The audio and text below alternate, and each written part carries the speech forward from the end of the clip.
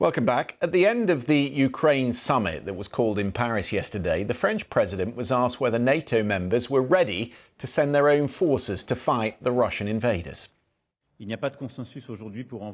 There is no consensus today to send ground troops in an official, endorsed, and sanctioned manner.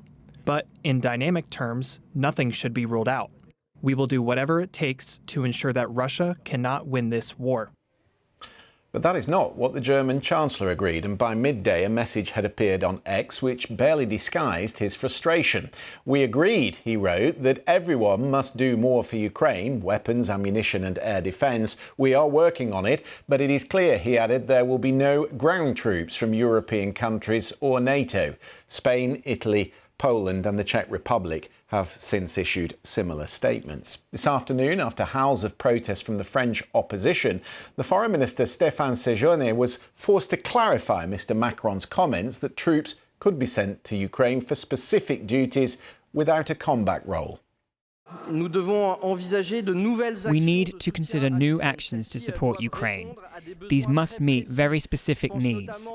I'm thinking in particular of mine clearance, cyber, and the production of weapons on Ukrainian territory. Some of these actions, and I'm answering the member's question, some of these actions could require a presence on Ukrainian territory without crossing the threshold of belligerence. Nothing can be ruled out. This was, and still is, the position of the President of the Republic.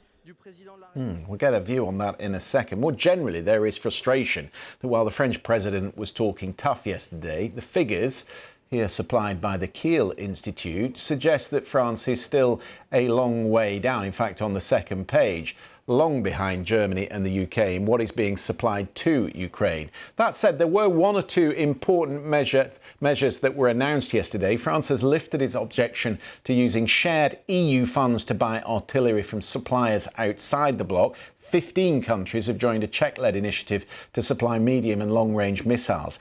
Beyond that, priority will be given in 5 areas: cyber defence, the joint production of weapons and ammunition, the defence of Moldova, greater protection on the Ukraine-Belarus border, and mine clearance. Let's speak then to John Herbst. He's the former US ambassador to Ukraine, who currently serves as senior director of the Atlantic Council's Eurasia Centre. Good to have you with us on the programme, Ambassador. We just heard actually from the White House that they won't be sending troops to Ukraine. There seems to be an unfortunate mismatch in communication between the two big European powers.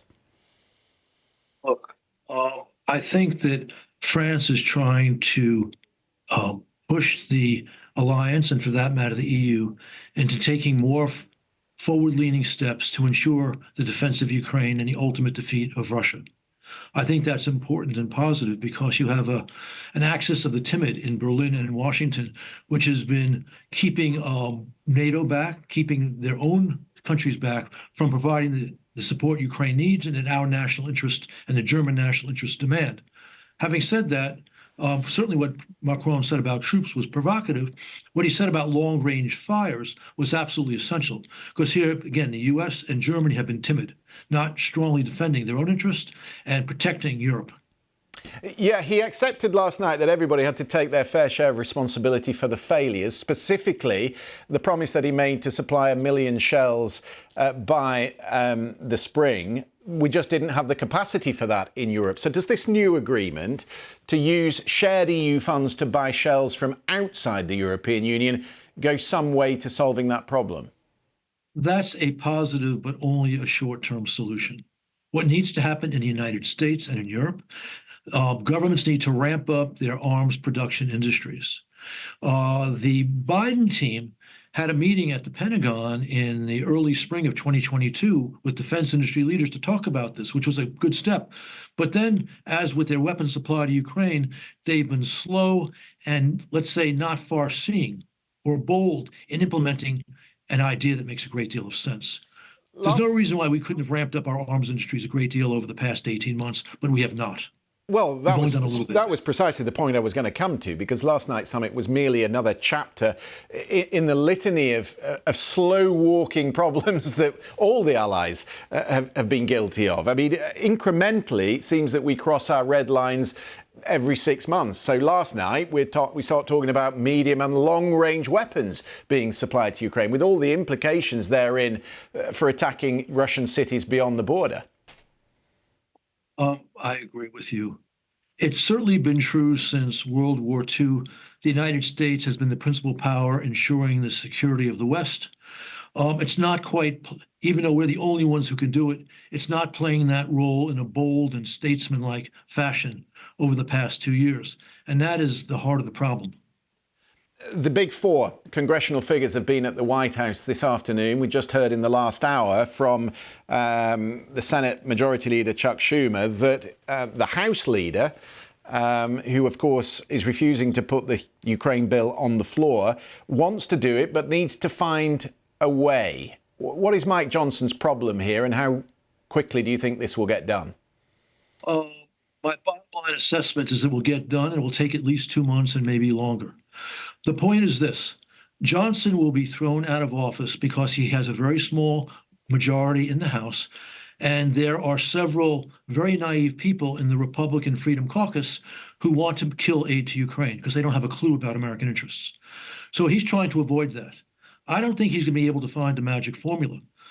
So either then he has to put the bill on the floor and risk being thrown out by, again, those naive individuals, or there will be something called a discharge petition signed by most Democrats and a handful or more of Republicans. You need a majority to do that. They will get this bill to the floor. And once this bill is on the floor, a solid majority, maybe 300 members will support it, certainly 280. It's a time-consuming process, as you've just set out, perhaps 2 months. Correct. President Zelensky, giving interviews on the second anniversary this weekend, said they have a month, and then they're going to have to be in the crouch position. They're going to be defending, and they're going to lose lives as a result of that delay. Well, in fact, American aid has been delayed for almost 5 months, and certainly Ukrainians have lost territory and land as a result. So the antics of these naifs in the House Republican Caucus, Freedom Caucus, could risk real defeat for Ukraine, a big victory for Putin, which is our principal adversary. Excuse me, the Russians describe the United States as their principal adversary, and a great blow to American leadership. That's the dangers of this very, very dangerous policy by, again, the naifs in the House. Ambassador Herbst, always good to get your thoughts. Thank you for coming on the programme this evening. Thank you. My pleasure.